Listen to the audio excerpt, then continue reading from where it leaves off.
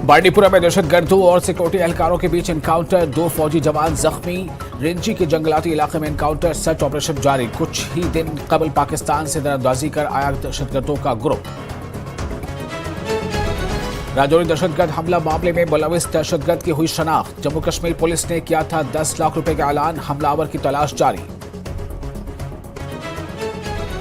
दूसरे मरहले की तशहीरी मुहिम का शोर आज शाम थम जाएगा। तमाम सियासी पार्टियां तशहीरी मुहिम में झोंक रही हैं पूरी ताकत। 26 अप्रैल को जम्मू रियासी लोकसभा सीट पर भी होगी पोलिंग। रमन भल्ला का रोड शो।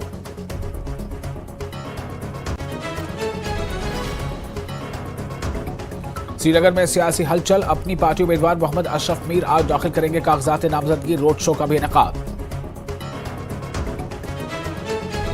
तशहीरी मुहिम में कदावर लीडरान सरगर्म। देवसर कुलगाम में महबूबा मुफ्ती, जबकि डीपीएपी सरबराह गुलाम नबी आजाद आज एक्शन में आएंगे नजर।